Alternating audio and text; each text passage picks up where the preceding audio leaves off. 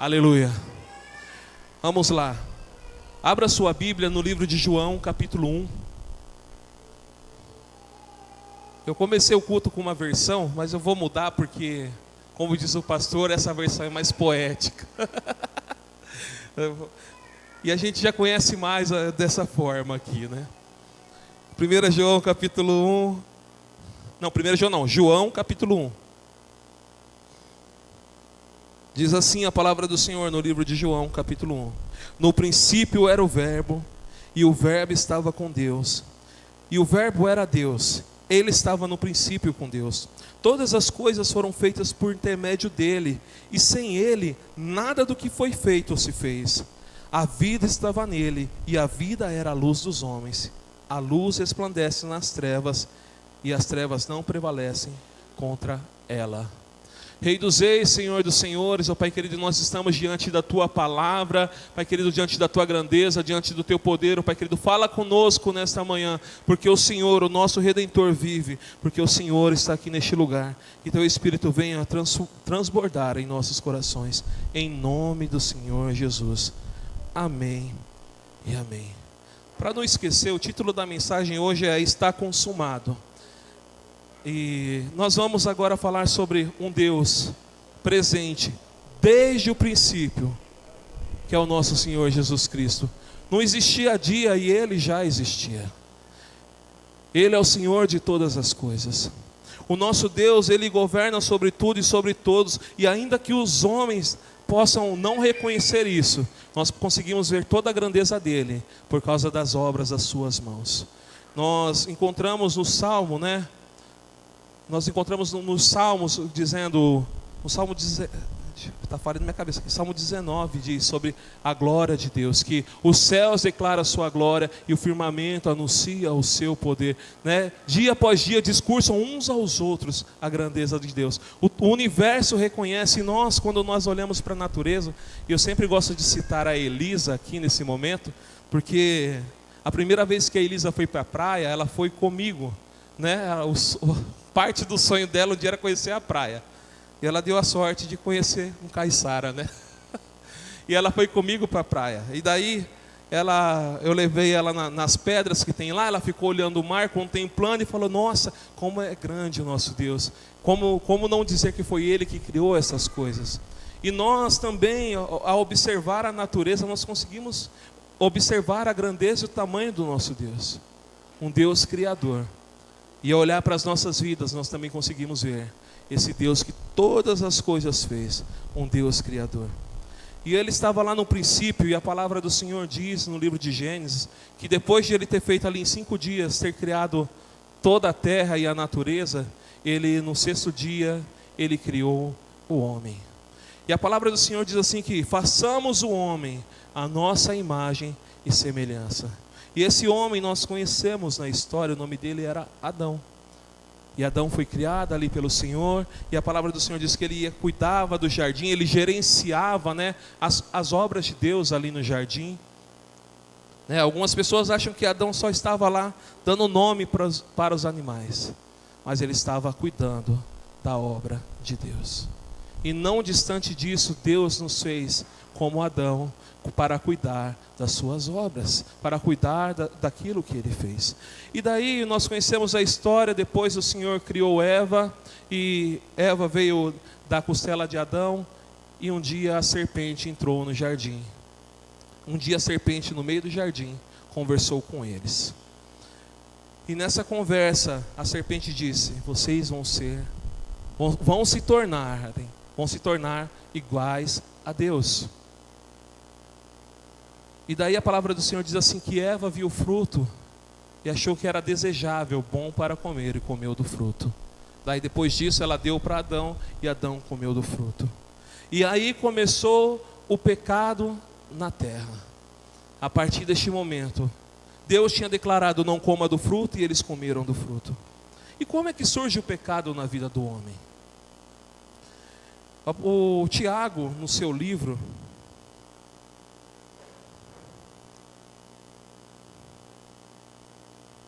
ele vai dizer assim: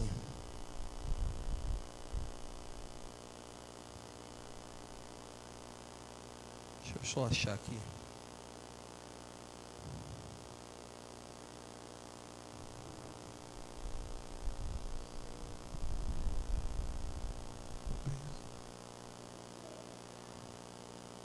Rapaz, eu perdi.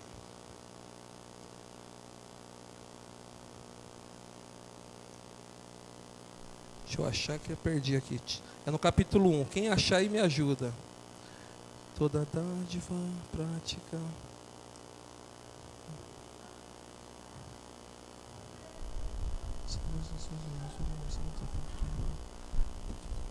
Impureza, os praticantes santos.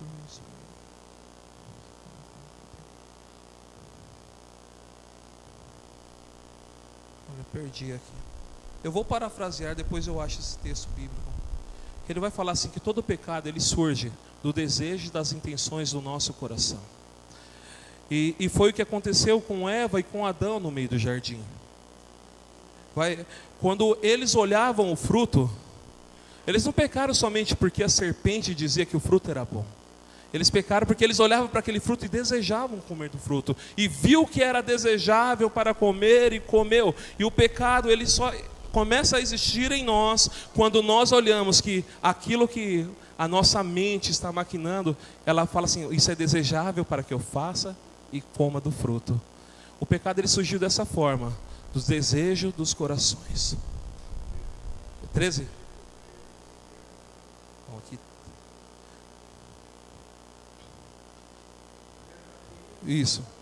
Isso, vamos lá. Diz assim, a partir do versículo 12, vamos fazer. Bem-aventurado o homem que suporta com perseverança a aprovação, porque depois de ter sido aprovado, receberá a coroa da vida, a qual o Senhor prometeu aos que o amam. Ninguém ao ser tentado diga, sou tentado por Deus, porque Deus não pode ser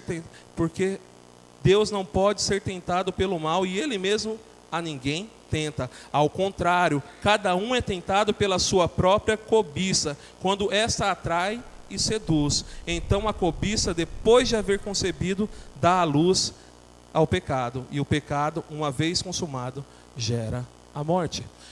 E o pecado ele surge dessa forma em nossas vidas, por causa da cobiça. Ninguém peca sem antes ter desejado pecar. E ele julga aquele momento como bom. Mas a Bíblia vai dizer que o pecado, uma vez consumado, gera a morte. E foi isso que ocorreu sobre a vida de Adão e de Eva lá no jardim. Quando eles pecaram, a primeira coisa que eles se viram foram nus. E depois, em outro momento, eles ouviram a voz do Senhor que vinha no jardim na viração do dia, diz a palavra do Senhor, para conversar com eles, e eles se esconderam. O pecado ele gera a morte, nos afasta de Deus e nos faz nos esconder. Quantas vezes nós erramos? E a primeira coisa que nós fazemos é nos omitir da situação para que ninguém saiba o nosso erro, o nosso pecado e a nossa falha. Eu lembro que uma vez, agora eu vou falar de uma forma ao contrário do que eu acabei de dizer. Quando eu era criança, eu estudava numa escola e do lado da escola existia um manguezal.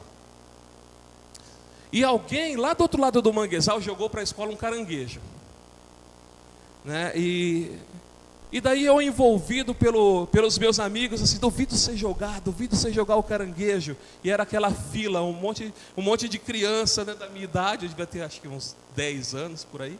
Um monte de criança da minha idade ali na fila. E era eu envolvido e mais uns 3 amigos, né, na situação. Só que quem jogou foi eu.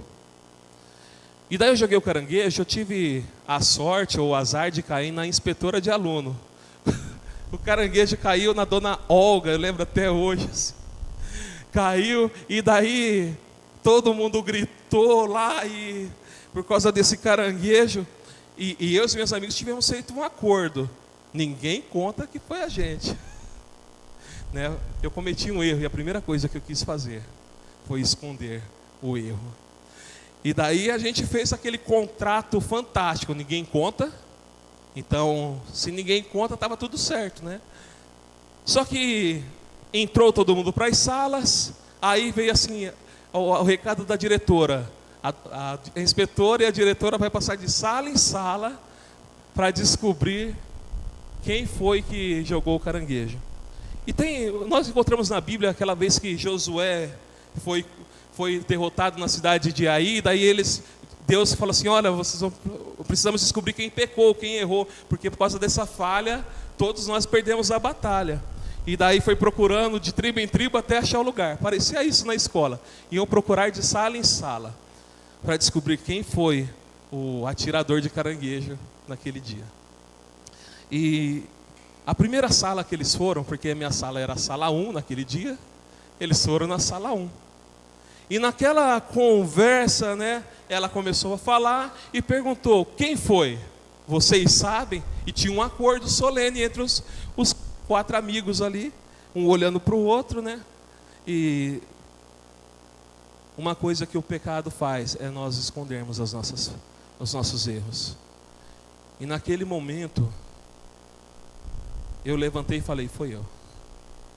Primeiro eu tinha combinado que não deveríamos fazer.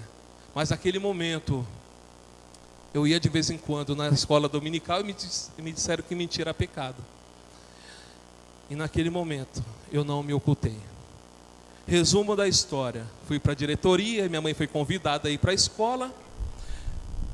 Minha mãe foi para a escola e a inspetora falou assim, olha, a gente tinha vários motivos para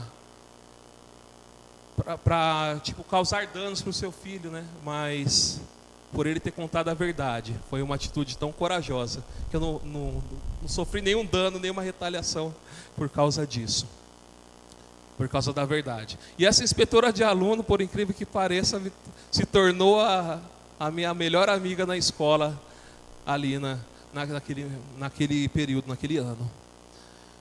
Primeiro, o pecado, ele vai causar vergonha, depois vai fazer você se esconder. E isso gera dano. E esse dano se chama morte. Afastamento da presença de Deus. E Adão, naquele momento, ele se esconde, teve vergonha, se escondeu e ficou longe da presença do Senhor. E o Senhor vai conversar com ele, e daí uma coisa que o pecado gera em nossas vidas é transferência também. Porque quando Deus vai conversar com Adão, Adão fala o quê? Foi a mulher que tu me deste. E daí nós queremos imputar as nossas culpas no outro. Naquele dia, vários amigos me motivaram. E eu não falei de nenhum deles. Eu entendi que a culpa de jogar o caranguejo não foi do que eles falaram. Foi de eu ter jogado. Eu poderia muito bem ter dito não. E o pecado, ele faz nós imputarmos a culpa no outro. E daí Deus pergunta para Eva, Eva, por que você comeu do fruto? A serpente que o Senhor colocou no jardim. E como o pastor sempre diz, os dois devolveram a culpa para Deus, porque Deus criou todas as coisas. Mas a palavra do Senhor diz que Deus a ninguém tenta. Você não pode ser tentado por Deus. O Senhor, Ele enviou seu Filho Jesus, e nós acabamos de ler o verbo. E esse verbo, Ele veio restaurar o pecado que se originou em Adão. A palavra do Senhor no capítulo 3 de Gênesis vai dizer que quando o Senhor vai falar para a serpente, Ele diz assim, olha, um filho da mulher, ele pisará em sua cabeça, e você ferirá os seus pés. E esse filho da mulher que viria é o nosso Senhor Jesus. E o que é interessante, irmãos, sobre isso, é que o pecado, quando nós pecamos, ele gera transferência, como gerou ali na vida de Adão. Mas quando Jesus vem, Ele não diz, olha, os pecados de vocês é de vocês. A Bíblia vai dizer assim, no capítulo 5, versículo 21 de Coríntios, de 1 Coríntios. Aquele que não conheceu o pecado, se fez pecado por nós. Jesus, Ele não vem para transferir culpa e dizer, vocês são culpados. Diz a palavra do Senhor, que Ele levou sobre si as nossas dores. O castigo que nos traz a paz estava sobre Ele. Isaías 53. O Senhor Jesus, Ele não veio aqui nos condenar, Ele veio aqui para nos salvar. Ele veio para nos libertar. Ele veio demonstrar que, olha, o homem ele pode ter caído, ele tropeçou, mas eu vim para que vocês tenham vida e vida em abundância. Ele diz: aonde habitou o pecado, superabundou a graça de Deus. E isso nós só podemos ver através do verbo vivo de Deus. Aquele que era a palavra, aquele que era o verbo, se fez carne e habitou entre nós.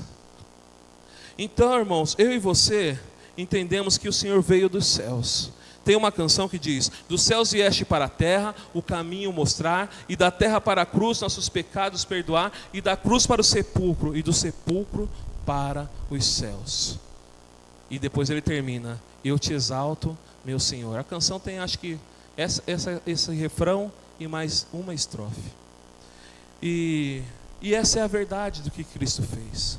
O verbo que estava lá nos céus, estava com Deus, ele veio e habitou entre nós, cheio de graça e de verdade, diz a palavra do Senhor. E essa graça foi transformando ali a cidade de Belém, transformou a cidade de Jerusalém, transformou a cidade da Galileia, transformou as vidas que ali habitavam. E todos aqueles que nele creram, não recuaram e não retrocederam um passo sequer. E o interessante é que Jesus, em sua oração no livro de João, no capítulo 17, vai dizer assim que ainda existiam outros que estão em outro aprisco, e que ele iria recolher para si. E esses outros éramos nós.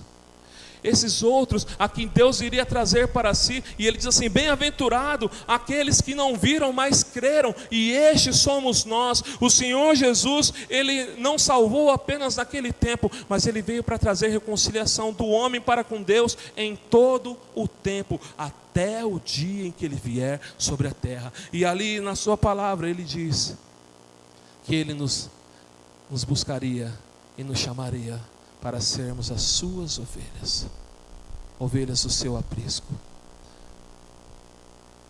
Ele veio dos céus para nos mostrar um caminho. E qual é o caminho que nós estamos percorrendo nestes dias? O caminho que disse Tiago, a busca dos nossos desejos, das nossas intenções, do coração, ou o caminho a qual ele planejou para nós? O que nós vemos no caminho que Jesus andou aqui nessa terra, que ele andou em obediência. No livro de Filipenses diz que ele, no capítulo 2 diz que ele obedeceu até a morte, e morte de cruz. Em nenhum momento da Bíblia você vai ver Cristo não obedecendo a palavra e cumprindo aquelas profecias que estavam sobre ele. E enquanto ele caminhava ali por aqueles 3 anos e meio, ele lutou contra os enganos que os fariseus colocavam no meio do povo. Ele trouxe a verdade que o Senhor é o Deus Salvador de toda Israel e de toda a humanidade. Quando Jesus falou sobre o perdão, ele falou de uma forma tão simples, que ele diz assim, né? Que se nós não conseguimos amar o nosso próximo, como poderemos amar a Deus? Na sua oração ele vai dizer assim, que é seguido desses versículos, vai dizer assim: perdoa as nossas dívidas, assim como nós perdoamos os nossos devedores. E quando Jesus estava falando sobre amor, ele estava falando sobre o próximo. Ele vai dizer assim: um novo mandamento vos dou, amai o próximo como a ti mesmo. No caminho a qual Jesus preparou para nós, para que nós andássemos com Ele, Ele deixou bem claro que deveríamos amar o próximo. E como está o nosso zelo no cuidado com o próximo? E como está o nosso zelo em olhar para aqueles que não gostam de nós e mesmo assim amá-los e orar por eles? Porque o nosso Senhor Jesus vai dizer ainda: orai pelos seus inimigos. Como está o seu zelo no amor por aqueles que estão próximo de ti? Você se importa com ele ao ponto de declarar que Jesus Cristo é o Senhor e Salvador da vida deles? Não existe amor ao próximo se nós não pregarmos que o Senhor Jesus, Ele ainda salva. Não existe amor ao próximo se não pregarmos que o Senhor Jesus é poderoso para transformar uma história. Não existe amor ao próximo da parte dos cristãos se Jesus Cristo não for anunciado àquele que está próximo de nós. Porque o Senhor Jesus, lá no capítulo, acho que 28 de Mateus, ele vai dizer assim, ó: eis que toda autoridade me foi dada nos céus e na terra, ide fazei discípulos. Isso é amar o próximo. Não que apenas eu e você sejamos encontrados e sejamos a ovelha do aprisco do Senhor, mas que mais pessoas, por causa do Evangelho que foi derramado ali naquela cruz, através de Jesus, a boa nova, as boas notícias, sejam liberadas por mim e por você. Quantas oportunidades nós temos durante o dia, e talvez você tenha dito assim: Senhor, eu preciso de oportunidade para falar, e talvez depois, ao mesmo tempo, você fala assim: mas eu sou igual a Moisés, eu sou duro nas palavras. São nas situações diárias, de cada dia, que nós podemos declarar o amor de Jesus. O Senhor Jesus, ele derramava da sua presença no decorrer da sua jornada e da sua caminhada. E ele continua fazendo isso através da minha e da sua vida. E você talvez tenha derramado tanto desse amor e falado do amor de Jesus e fala assim: mas Senhor, por que eu falei do seu amor e a pessoa não foi salva? E eu sempre me conforto na palavra que diz, quando ele enviou os 70. Diz assim, que quando o Senhor Jesus enviou os 70 para pregarem, diz assim, que depois o Senhor iria passar por lá. Então, essa palavra queima no meu coração, dizendo: continue pregando a palavra de Jesus, o reino de Jesus. Quantas maravilhas ele fez na sua vida, o quão ele te mostrou pecador e depois ele te justificou e te curou e sarou você dos seus pecados, e hoje você é uma pessoa viva na presença dele. Declare da presença dele para os outros, e mesmo que você não veja aquela pessoa se convertendo no mesmo dia, como viu Pedro quando pregou ali, saiba de uma coisa: o Senhor Jesus ainda vai passar por este coração. O Senhor Jesus vai fazer essa palavra produzir vida nesse coração e nesse interior. A palavra do Senhor diz que o semeador saiu a semear, e a semente deu vida quando caiu na boa terra. Continue pregando, porque quando nós pregamos, a terra cultivada, ela vai receber essa palavra. Essa palavra vai gerar fruto e vai gerar vidas.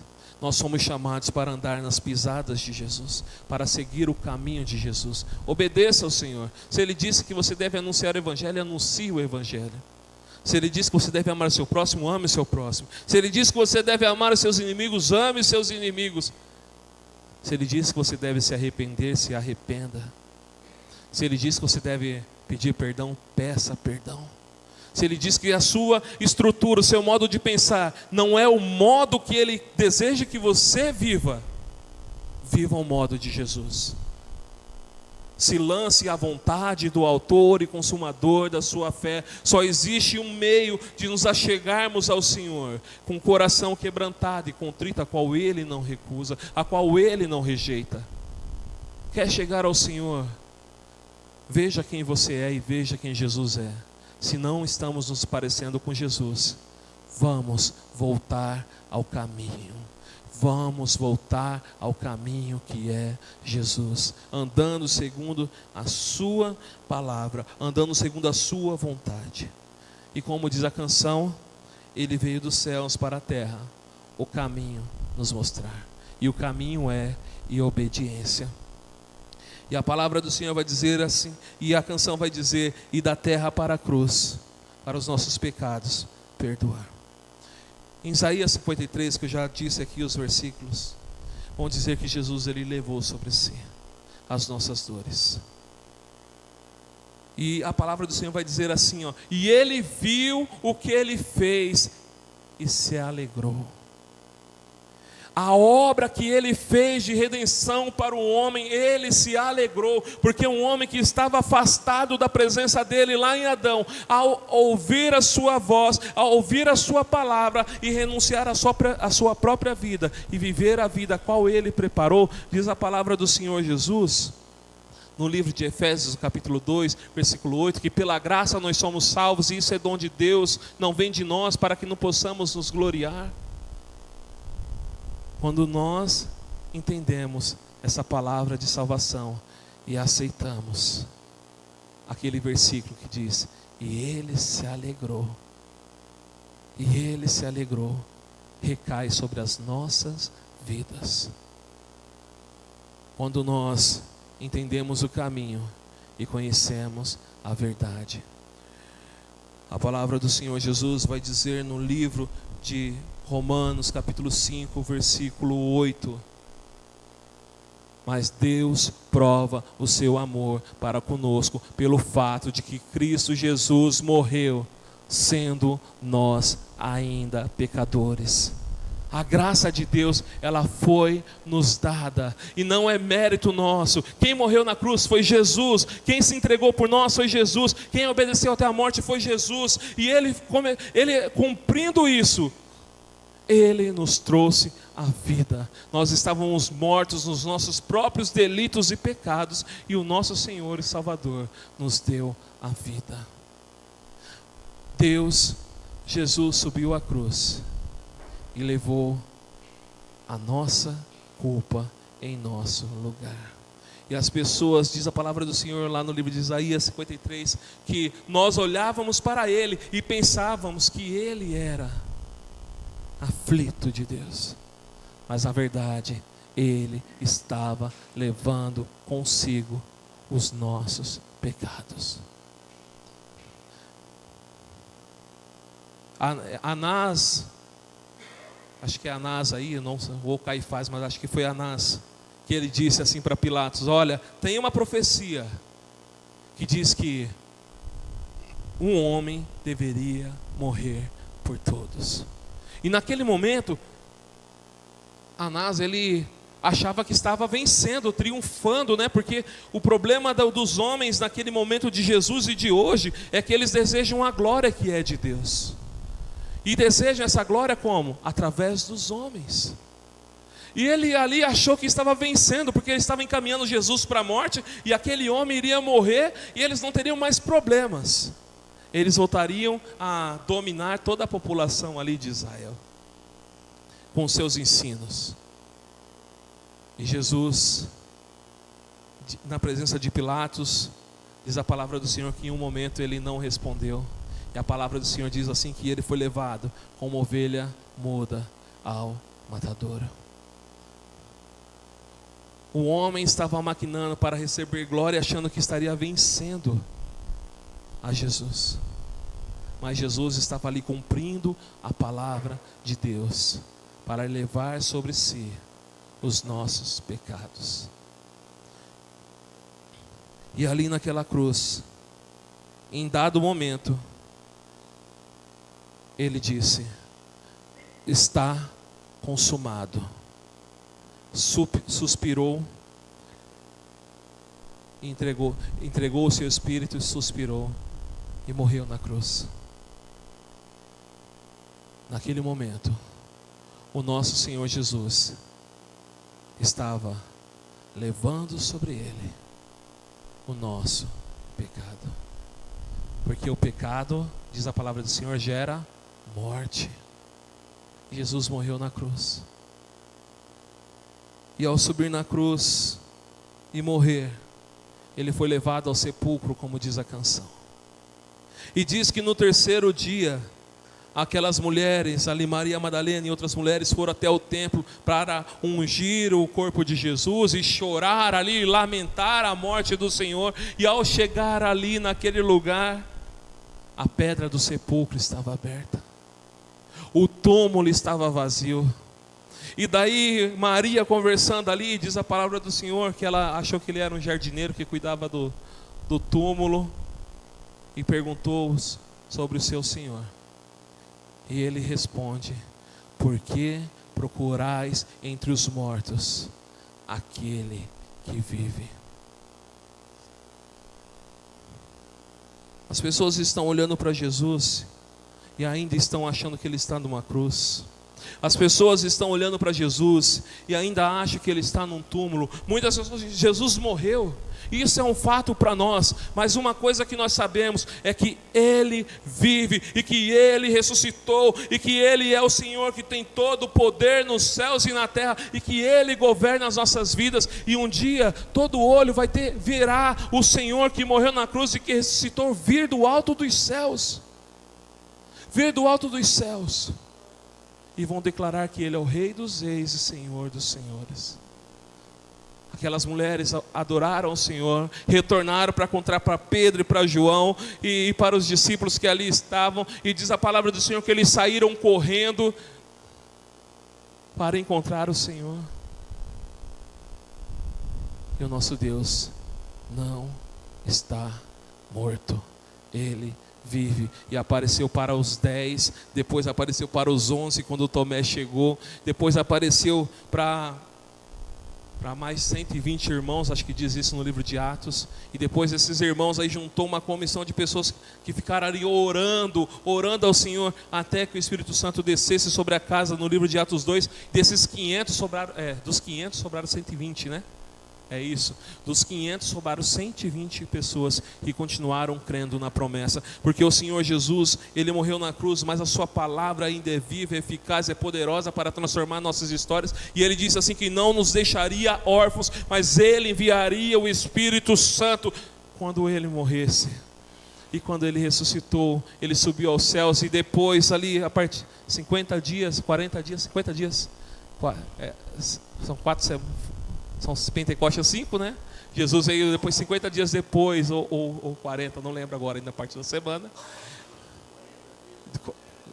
Isso, subiu. Daí depois teve o Pentecostes, que eles oraram por 40 dias, né? Na última semana de Pentecostes, o Espírito Santo veio. É isso. No dia de Pentecostes. Então, 50 dias depois da subida de Jesus, no dia de Pentecostes, o Espírito Santo veio. E a promessa se cumpriu sobre as nossas vidas. O Espírito Santo. E a palavra do Senhor diz: eis que não vos deixareis só.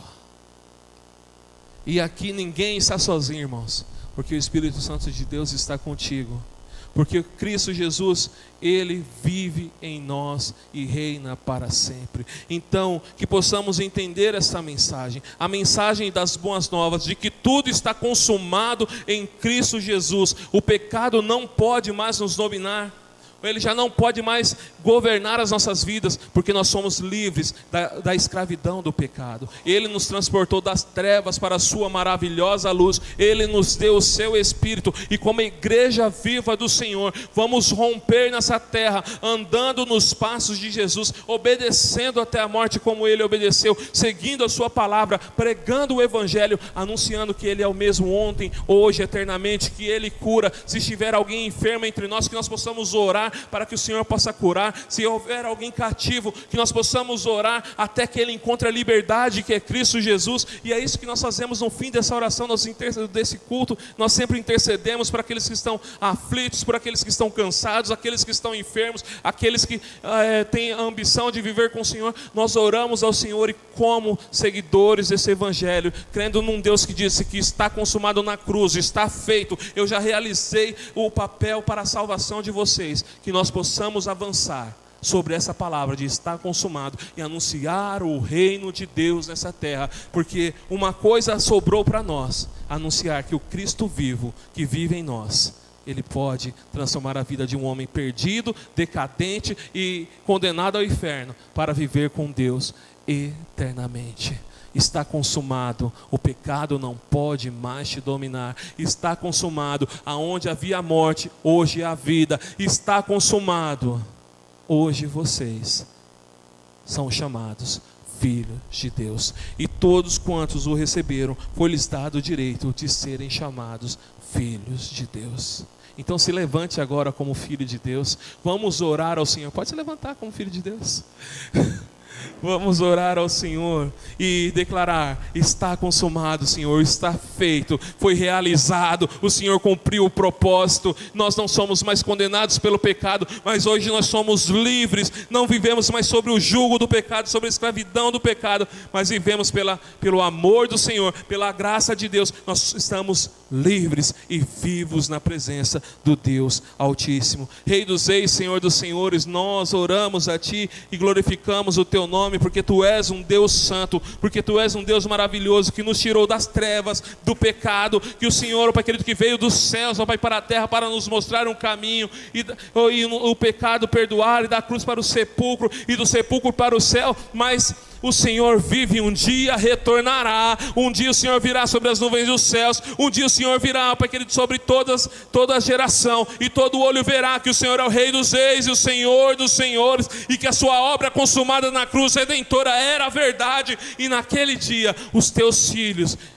subirão contigo sobre as nuvens dos céus e adorarão o teu nome eternamente. Nós sabemos, ó Pai querido, que a Tua palavra é poderosa. Nós sabemos que o Senhor está aqui neste dia. Então que o Senhor, ó Pai querido, use a vida dos Teus servos, a vida dos Teus filhos, para continuar propagando o caminho, para continuar propagando a verdade, porque nós não somos as únicas ovelhas que seremos salvas, mas o Senhor, ó Pai querido, tem muito mais ovelhas para o seu rebanho, para o seu aprisco, para gerar vida, para que o homem, ó Pai querido, que estava destinado à morte, agora possa estar destinado para viver contigo eternamente. É no nome do Senhor Jesus que eu oro. Use a vida dos teus filhos, ó Pai querido, como precursores da sua palavra, assim como João Batista veio pregando a vinda de Jesus, pregando que o Filho do Homem viria, pregando ali a palavra do Senhor, e também pregando ali sobre o pecado e dizendo que o reino do Senhor estava próximo. Assim nós vamos declarar, porque o Teu reino já está aqui neste lugar, a Tua igreja já foi estabelecida, o Teu governo está neste lugar, e nós vamos continuar pregando para que essa geração possa se arrepender dos seus pecados e dos seus caminhos e olhar para o autor e consumador da nossa fé, Jesus, aquele que não conheceu o pecado e se fez pecado por nós e bradou: está consumado. Sua obra foi feita. E nós olhamos para Ti, Jesus, e declaramos: Tu és o nosso Salvador, Tu és o nosso libertador. E toda a terra, em toda a terra e em todo lugar, Tu és o Salvador. Te adoramos, Senhor. Usa-nos no meio dessa geração. Em Teu nome, Jesus, é que eu oro e agradeço. Amém e amém.